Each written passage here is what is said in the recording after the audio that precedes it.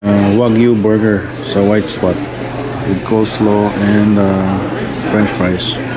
Tapos sabi ko sa front desk na mag check out ako ng 12:30. Punta tayo ngayon sa ano pala, may breakfast buffet daw. Check out natin in Burnaby. Andyan yung ano, Metro Town.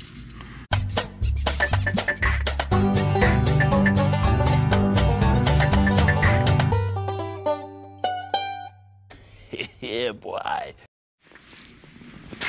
And good morning. It's Sunday morning in Burnaby.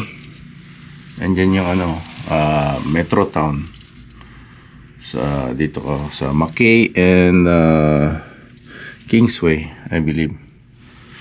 Yeah. So, ano na tayo, mag-check out dito sa Hilton. Ayan. Tsaka ano na, last day. So matapos yung class sa job, steward level 3 ng 12, tapos sabi ko sa front desk na mag check out ako ng 12:30. Punta tayo ngayon sa ano pala, may breakfast buffet daw. Check out natin. Yan, nabudol tayo. Hindi naman pala included yung breakfast buffet, sabi nung Pilipinas sa front. Tapos sa front desk, sabi niya, oo, may buffet, punta tayo ron. Wala ako sa listahan daw. So I'm wondering if it was booked by our union, so maybe it's under the name of the union. I'm wondering. So yeah, just wait until our class, and then at lunchtime, dun tayo mag-check out, and then we'll just go from there to the airport. I think I'm gonna use the Uber app and see, and I'll take a look. Yan, nag-decide na lang ako na kung manggaling sa klase, diretso na tayo sa airport. Hindi na natin tayo babalik dito kasi para ma-save yung time. Tanongin ko yung Sarah yung ano, yung nagbigay ako ng information ko sa maging Hilton members daw, Hilton hotel members. So I put a piece of paper in there. Tatanong ko may card na kasama yan na ano na yan. Kasama yan? Or yung pinilapang kong form? Oo, di ba nag-fill up ka? May membership ka na pala, in-attach ko na. Okay. So walang kasamang card yun? Yeah. So, what is your room? 1018. 1018. Yeah. Yeah, walang charge naman sa account mo. Yeah. Then, Yeah, it was. any copy of your receipt or email na lang? Sure. Receipt lang, please. Yeah, para hindi ko na i-print. Yeah. May tindahan pala rin.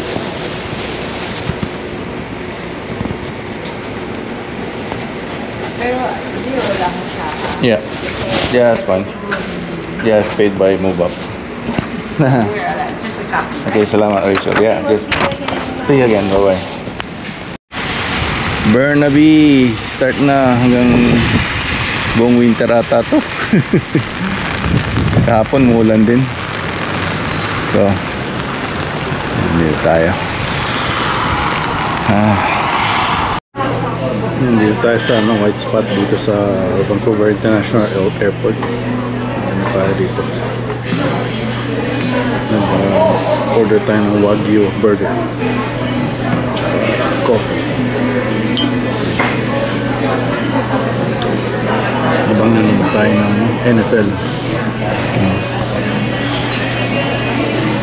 Wagyu burger sa White Spot with coleslaw and french fries.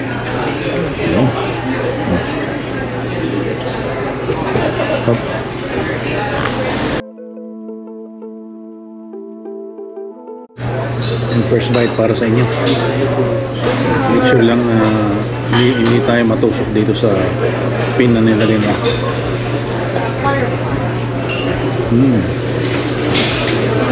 Wagyu burger. $25.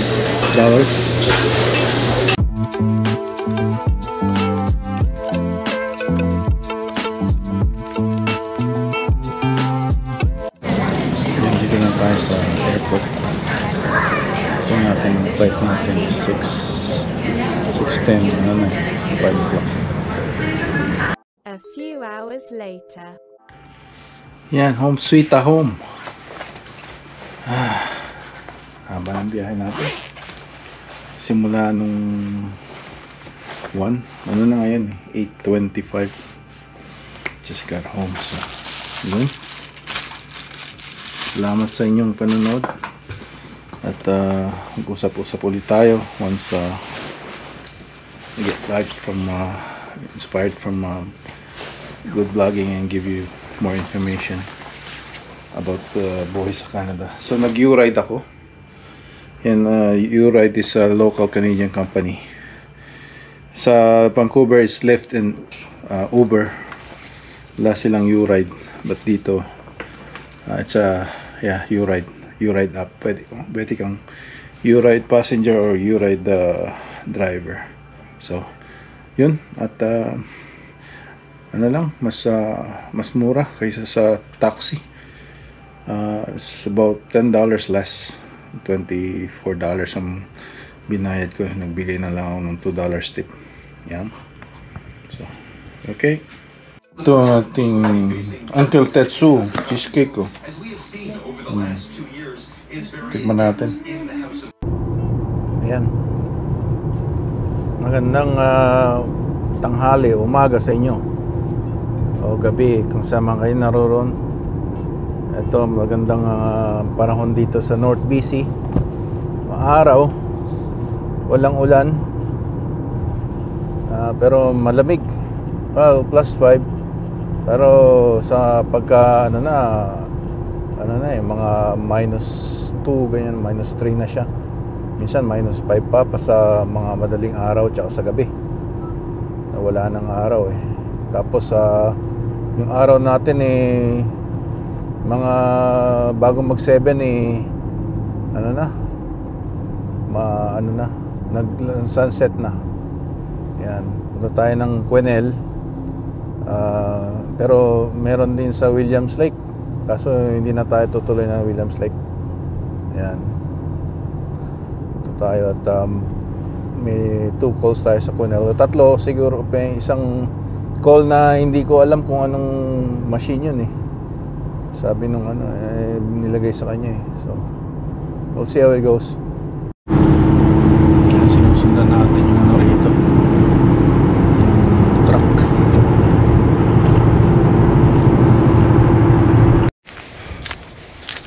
Tayo sa 10 mile.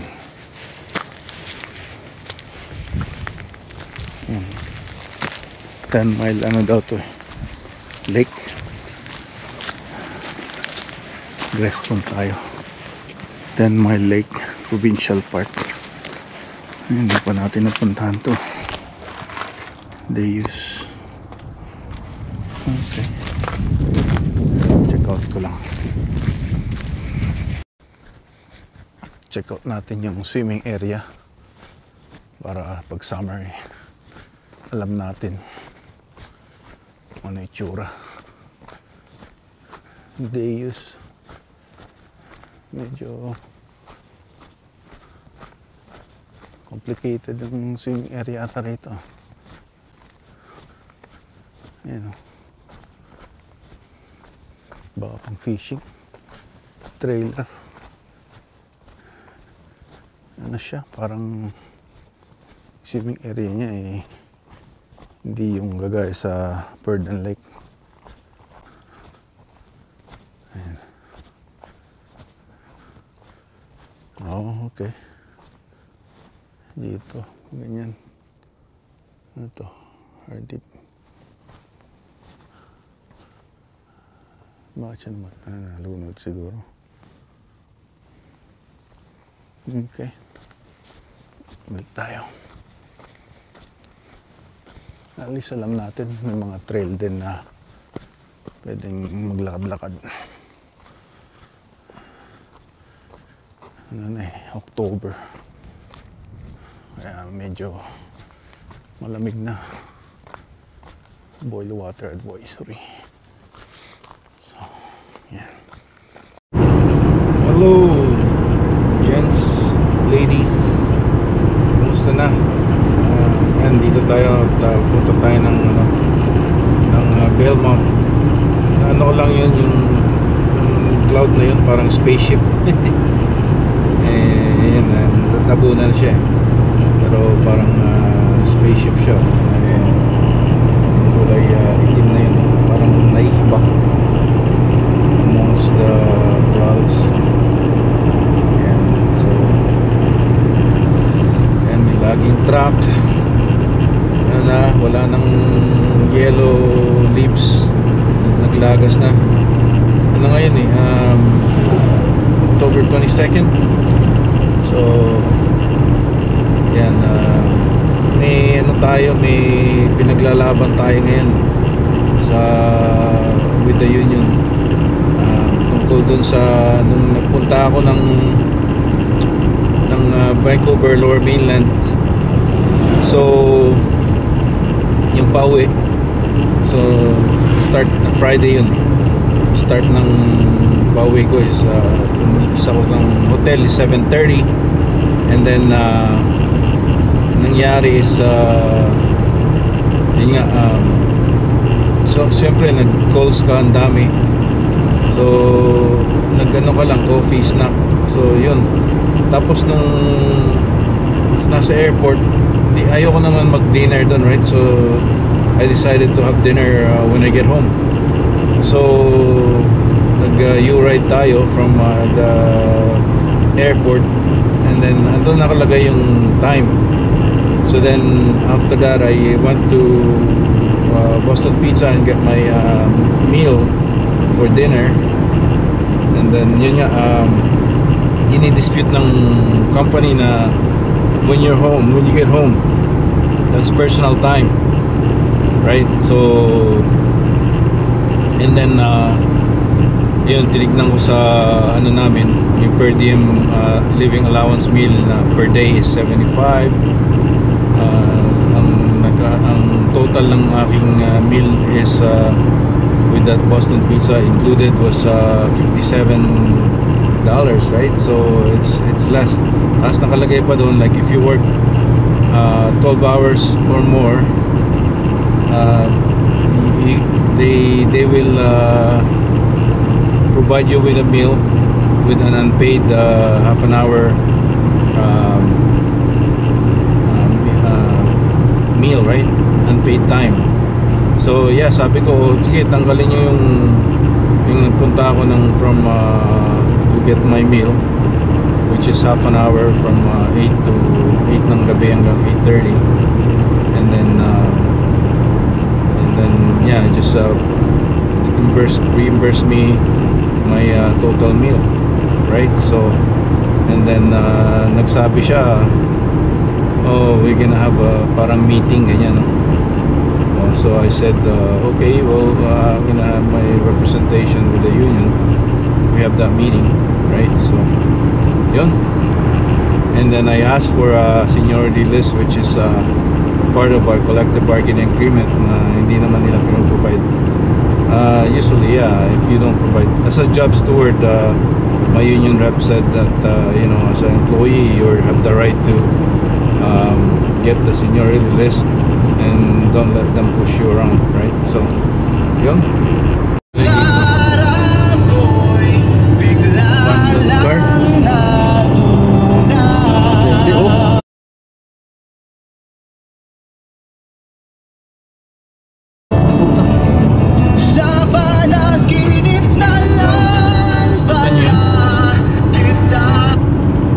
Parang nasagasaan niya yung ano, nabundol niya yung bus. Wow. Kaya tandaan tayo.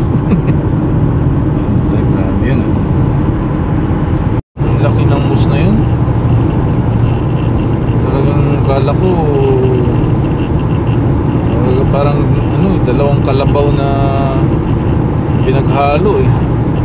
Laki. Ano yun, kakainin ng mga wild animals dito, mga wolf, tsaka mga crow yan, mga scavengers. Dito tayo sa canyon. Pagka winter eh, delikado rito eh. Yung P-brake, ito nakita ko lang to, bago to eh. Solar power, inaano na nila yung green energy. Yan, tamang tama, maaraw naman ngayon, kaya kinukolek ng solar panel yung mga electricity, tapos i-redistribute.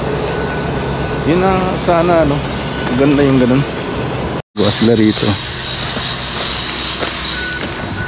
laking project to eh.